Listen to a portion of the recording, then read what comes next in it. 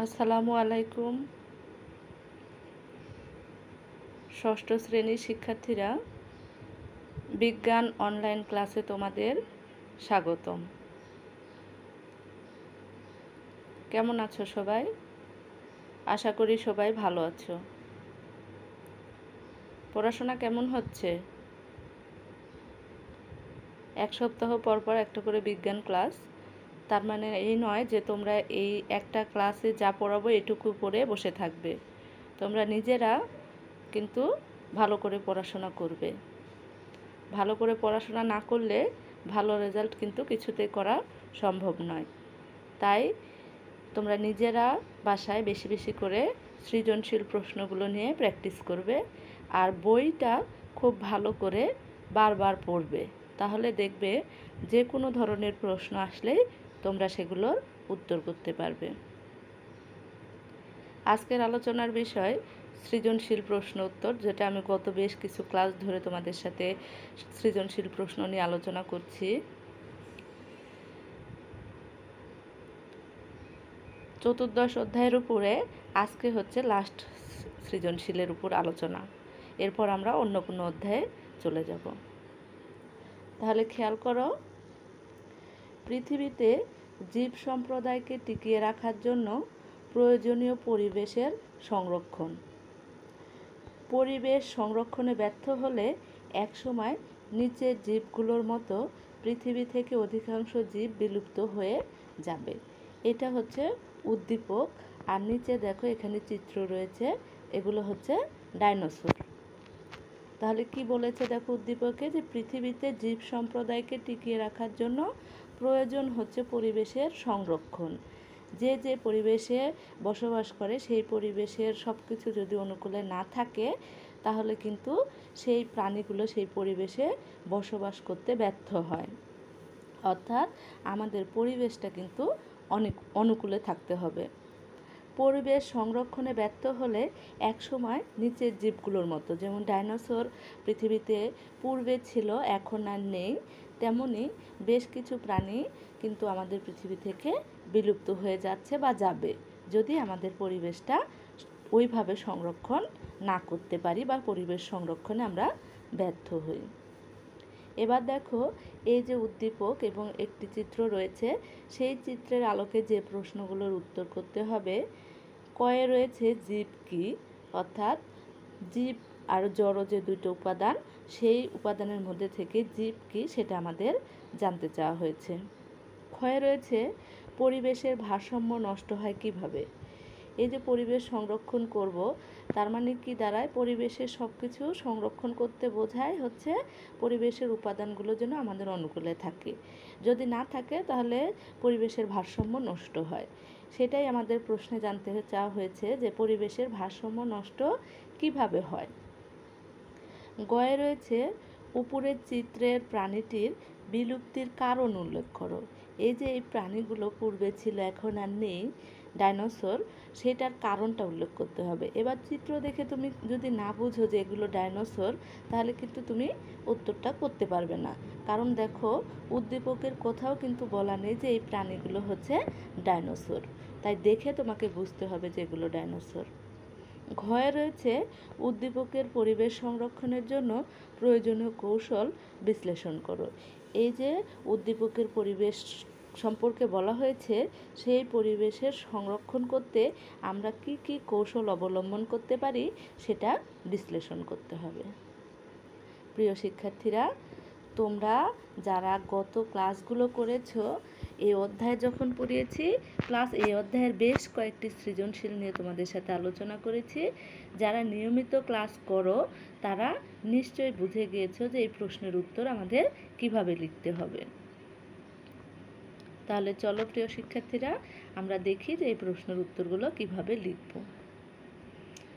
তাহলে প্রথমেই কয়ে ছিল পৃথিবীতে, মানে জীব উপাদান কাকে বলে, তাহলে আমরা কি লিখতে পারি, যে পৃথিবীতে বিদ্যমান সকল সজীব উপাদানকে জীব বলা হয়।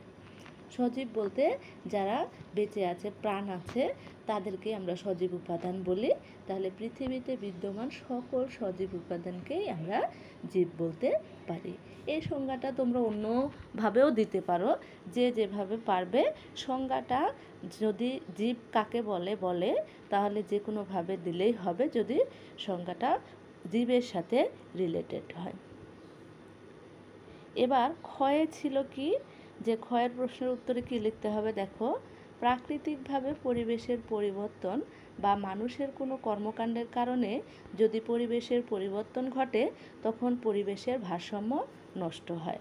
পরিবেশের ভারসাম্য কীভাবে নষ্ট হয় সেটা আগে বলা হলো, যে প্রাকৃতিকভাবে যদি পরিবেশে কোনো পরিবর্তন ঘটে, যেমন প্রাকৃতিক বিভিন্ন দুর্যোগ রয়েছে, সেই দুর্যোগের মাধ্যমে যদি কোনো পরিবর্তন ঘটে বা মানুষের কোনো কর্মকাণ্ডের কারণে, অর্থাৎ আমাদের কোনো কর্মকাণ্ডের কারণে যদি পরিবেশের পরিবর্তন ঘটে তখন কি হয়, পরিবেশের ভারসাম্য নষ্ট হয়। এবার এখানে একটি কথা, প্রাকৃতিক যে বিপর্যয়গুলো আছে সেগুলো তো আমরা ওইভাবে রোধ করতে পারবো না, যেগুলো রোধ করতে পারবো বা যেগুলো আগে থেকে আমরা জানতে পারি সেগুলো সম্পর্কে আমরা সচেতন হতে পারি। আর অন্যান্য যেগুলো রয়েছে, যেগুলো আমরা পূর্বাভাস, যেমন ভূমিকম্প, এটা আমরা আগে থেকে জানতে পারি না, সেইটা নিয়ে আমাদের ভাবতে হবে, মানে পরবর্তীতে আমরা কিভাবে এর থেকে কাটিয়ে উঠতে পারবো। কিন্তু এগুলো হচ্ছে প্রাকৃতিক, আর প্রাকৃতিকের কারণে পরিবেশের ভারসাম্য বেশি নষ্ট হচ্ছে কিন্তু আমাদের কারণে, অর্থাৎ মানুষের বিভিন্ন কর্মকাণ্ডের কারণে। আমাদের সচেতন হলেই কিন্তু এই ধরনের কর্মকাণ্ড থেকে পরিবেশকে আমরা রক্ষা করতে পারি।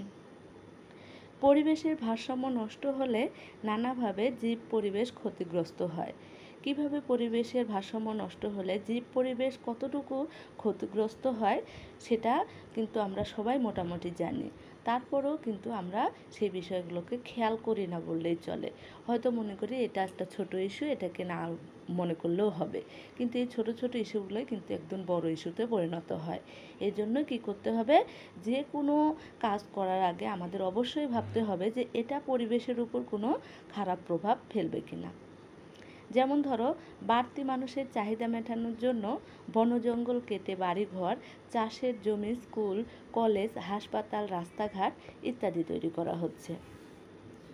আমাদের বাংলাদেশের আয়তন খুবই ছোট, কিন্তু সেই তুলনায় জনসংখ্যা কিন্তু অনেক বেশি।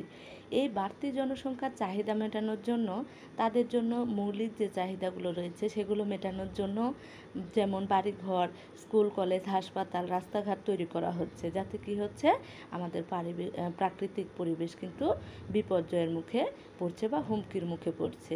যার কারণে এই ধরনের সমস্যা থেকে যেন আমরা তো আমাদের প্রয়োজন মেটানোর জন্য বাড়িঘর, রাস্তাঘাট, হাসপাতাল ইত্যাদি নির্মাণ করব, কিন্তু পরিবেশের সংরক্ষণটা কিন্তু আগে করতে হবে। অর্থাৎ পরিবেশের উপাদানগুলো যেন নষ্ট না হয় সেটার দিকে খেয়াল করে পরিকল্পনা করে কিভাবে করলে পরিবেশ সংরক্ষণ করতে পারবো সেই দিকে খেয়াল রেখেই কিন্তু আমাদের এই কাজগুলো করতে হবে। প্রিয় শিক্ষার্থীরা, তাহলে বুঝলে তো যে কিভাবে প্রাকৃতিক পরিবেশ ভারসাম্য নষ্ট হচ্ছে, আর সেই ভারসাম্য নষ্ট হওয়ার হাত থেকে পরিবেশকে রক্ষা করতে গেলে আমাদেরকে কিন্তু ভাবতে হবে। এবার গয়ে দেখো, প্রশ্ন ছিল যে উদ্দীপকে যে প্রাণীটি রয়েছে সেই প্রাণীর বিলুপ্তির কারণ।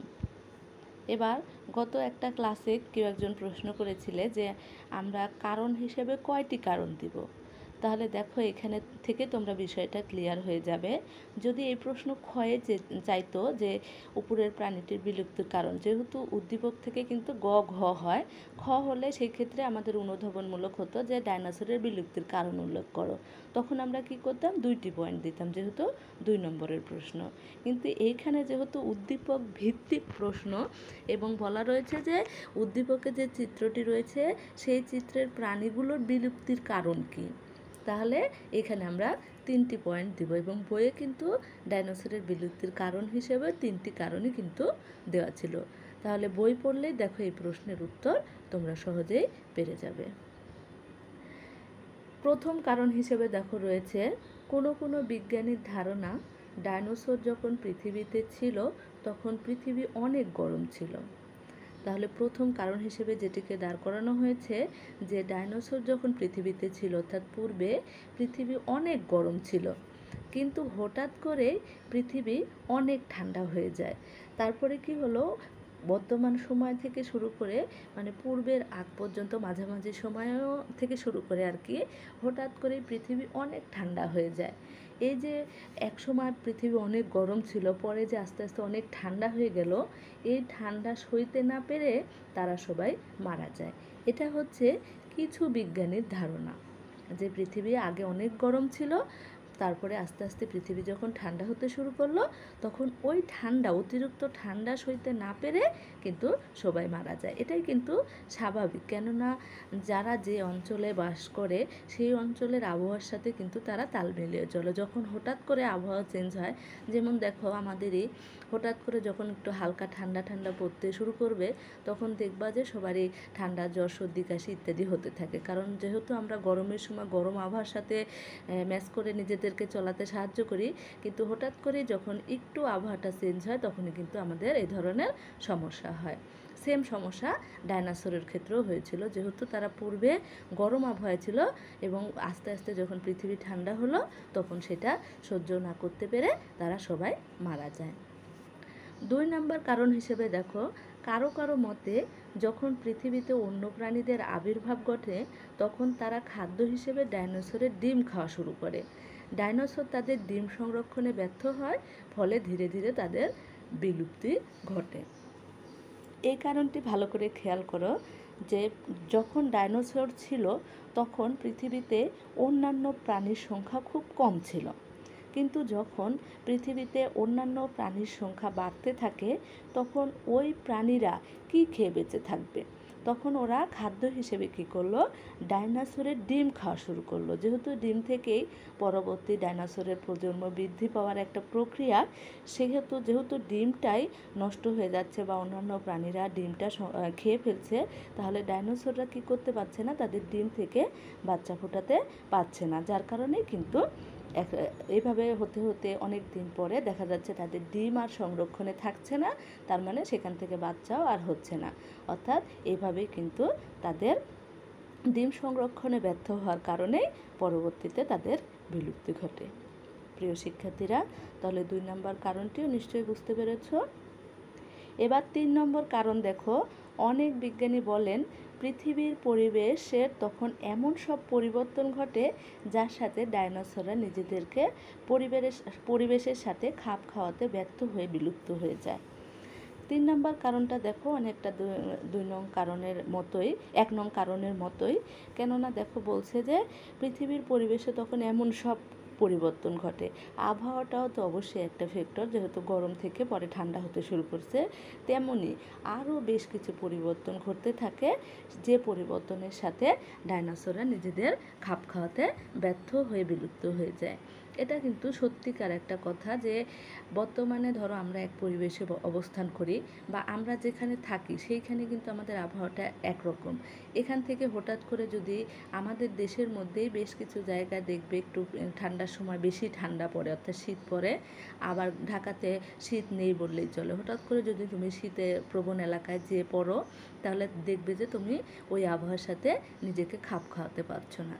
তার মানে প্রাণীদের ক্ষেত্রেও কিন্তু ওই ঘটনাই ঘটেছে, যেহেতু পরিবেশে পরিবর্তনটা এমনভাবে ঘটেছে যে ওই পরিবর্তনগুলোর সাথে ডাইনোসররা নিজেদের খাপ খাওয়াতে পারেনি, তাই ডাইনোসরের বিলুপ্ত হয়ে গেছে। প্রিয় শিক্ষার্থীরা, আশা করি তোমরা ডাইনোসরের বিলুপ্তির কারণগুলো বুঝতে পেরেছ। এবার হচ্ছে ঘ নং প্রশ্ন, যে পরিবেশ সংরক্ষণের জন্য কি কি কৌশল আমরা অবলম্বন করতে পারি। তাহলে দেখো, পরিবেশ সংরক্ষণের জন্য প্রয়োজনীয় কৌশলগুলো নিচে বিশ্লেষণ করা হলো। এখানে তোমরা গত ক্লাসেও একজন প্রশ্ন করেছিলে যে কিভাবে 4 নং প্রশ্নের উত্তর 4টি প্যারায় লিখতে হয়। 4টি প্যারায় নয়, প্রশ্নটা এমন করে লিখবে যেন বোঝা যায় যে এখানে হচ্ছে উচ্চতর দক্ষতামূলক প্রশ্নের উত্তর লিখছ। তাহলে দেখো, সুস্থ ও স্বাভাবিকভাবে বেঁচে থাকার জন্য এবং বিভিন্ন উদ্ভিদ ও প্রাণীদের বিলুপ্তি থেকে রক্ষা করতে হলে পরিবেশকে দূষণমুক্ত রাখতে হবে। প্রথম যে কারণ দেখো, যে সুস্থ ও স্বাভাবিকভাবে বেঁচে থাকার জন্য প্লাস বিভিন্ন উদ্ভিদ এবং প্রাণীদের বিলুপ্তি থেকে রক্ষা করতে গেলে পরিবেশকে কি করতে হবে, সবার আগে দূষণমুক্ত রাখতে হবে। অর্থাৎ দূষণযুক্ত পরিবেশে কিন্তু কোনো প্রাণী স্বাভাবিকভাবে বেঁচে থাকতে পারে না। এর জন্য পরিবেশকে আমাদের আগে দূষণমুক্ত রাখতে হবে। পাশাপাশি পরিবেশকে পরিচ্ছন্ন রাখতে হবে। বনায়নের মাধ্যমে নির্মল পরিবেশ তৈরি করে ও গাছ কাটা বন্ধ করতে হবে। তাহলে দেখো, আমাদের দেশে যে পরিমাণ বনায়ন থাকার প্রয়োজন সেই পরিমাণ বনায়ন কিন্তু নেই। বর্তমানে আরও কি হচ্ছে, বনায়ন কেটে কিন্তু মানুষের বসবাসের জন্য ঘরবাড়ি তৈরি করা হচ্ছে। সেই ক্ষেত্রে দেখো আমাদের কিন্তু পরিবেশটা দূষিত হচ্ছে। অর্থাৎ গাছ কাটা যাবে না। নির্মল পরিবেশ তৈরি করার জন্য আমাদের বনায়ন সৃষ্টি করতে হবে। যদি আমরা একটা গাছ কাটি, অবশ্যই আরেকটি গাছ আমাদের লাগাতে হবে। পরিবেশের বিভিন্ন উপাদান যেমন মাটি, পানি ও বায়ুর দূষণ রোধ করতে হবে। আমাদের পরিবেশ দূষণ হওয়ার কারণ কিন্তু এই দূষণগুলো, অর্থাৎ মাটি দূষণ হচ্ছে, পানি দূষণ হচ্ছে, বায়ু দূষণ হচ্ছে। মাটি দূষণ আমরা কিভাবে করছি দেখো, মাটিতে আমরা যে জিনিসগুলো ফেললে মাটি দূষণ হয় সেই জিনিসগুলো আমরা অনবরত ফেলছি। যেমন ধরো পলিথিন, একটা পলিথিন নষ্ট হতে প্রায় 400 বছর লাগে। অর্থাৎ এটা মাটির সাথে মিশে যেতে, ডিকম্পোজ হতে প্রায় 400 বছর লাগে। তাহলে 400 বছর যে পলিথিনটা ডিকম্পোজ হতে পারে, সেই পলিথিন যদি আমরা মাটিতে ফেলি তাহলে অবশ্যই মাটি দূষিত হবে।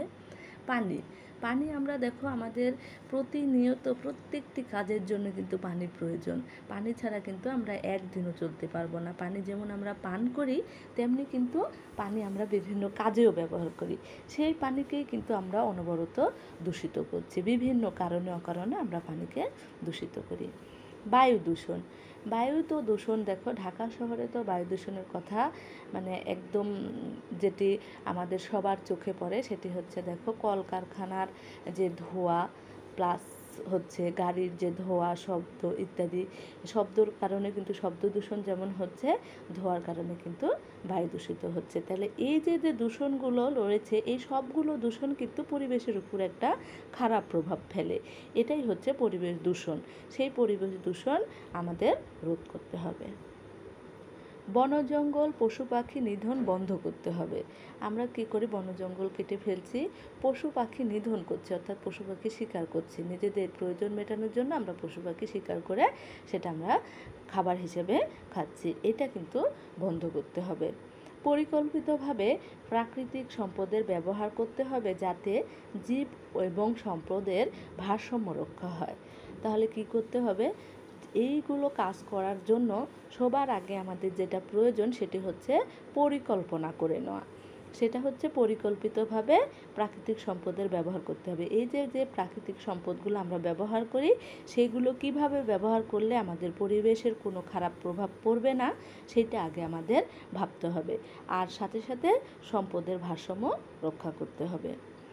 উদ্ভিদ ও প্রাণী বেঁচে থাকার জন্য একে অপরের উপর নির্ভরশীল। সেটা আমরা সবাই গত বেশ কিছু ক্লাসে এটা ধরে আলোচনা করেছি যে উদ্ভিদ এবং প্রাণী কীভাবে, দেখো, উদ্ভিদ সালোকসংশ্লেষণ প্রক্রিয়ায় অক্সিজেন তৈরি করে, সেটা আমরা গ্রহণ করি। আর আমরা যে কার্বন ডাইঅক্সাইড ত্যাগ করি সেটা কিন্তু উদ্ভিদ গ্রহণ করে। তাহলে এই যে সালোকসংশ্লেষণ এবং শোষণ দুটি প্রক্রিয়া ঘটে, এটা কিন্তু একটা আরেকটার সাথে রিলেটেড। সালোকসংশ্লেষণ হলে আমরা অক্সিজেন পাচ্ছি, আমরা শোষণ প্রক্রিয়ায় আবার কার্বন ডাইঅক্সাইড ছাড়ছি, যেটি গাছ গ্রহণ করে আবার সালোকসংশ্লেষণ প্রক্রিয়া অক্সিজেন তৈরি করছে। সকল জীব বেঁচে থাকার জন্য পরিবেশের বিভিন্ন উপাদানের উপর নির্ভর করে।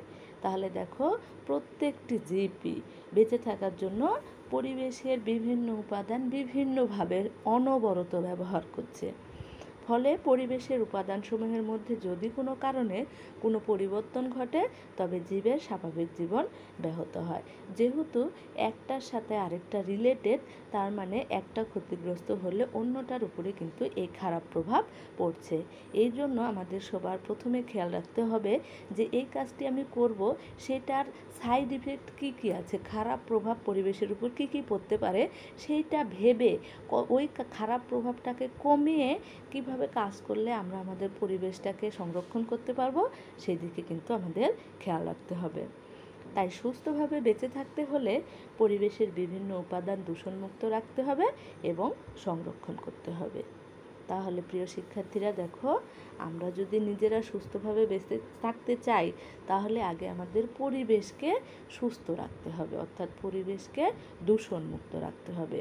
যদি আমরা এটা করতে পারি তবেই কিন্তু আমরা পৃথিবীতে সুস্থভাবে বেঁচে থাকতে পারব। প্রিয় শিক্ষার্থীরা, এই হলো পরিবেশ সংরক্ষণের জন্য প্রয়োজনীয় কৌশল। এই কৌশল অবলম্বন করলে আমরা পরিবেশকে সুস্থ রাখতে পারবো, অর্থাৎ পরিবেশ সংরক্ষণ করতে পারবো। এখানে যে কাজগুলো লেখা রয়েছে সেগুলো তোমরা পয়েন্ট দিয়েও লিখতে পারো। যেহেতু বিশ্লেষণ করতে বলা হয়েছে তাই এখানে বিশ্লেষণ আকারে দেওয়া রয়েছে। তবে কারণ হিসেবে যদি দিতে যে পরিবেশ সংরক্ষণের জন্য প্রয়োজনীয় কী কী পদক্ষেপ নেওয়া প্রয়োজন, তাহলে কিন্তু পদক্ষেপ হিসেবে আমরা এগুলো পয়েন্ট আকারেও দিতে পারতাম।